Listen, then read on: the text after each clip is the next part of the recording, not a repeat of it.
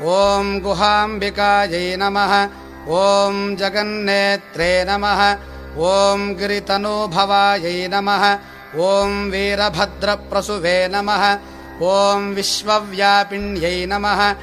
ॐ विश्वरूपिण्यै नमः ॐ अष्टमूर्त्यात्मिकायै नमः ॐ अष्टदारिद्र्यशमन्यै नमः ॐ शिवायै नमः ॐ शाम्भव्यै नमः ॐ शाङ्कर्यै नमः ॐ बालायै नमः ॐ भवान्यै नमः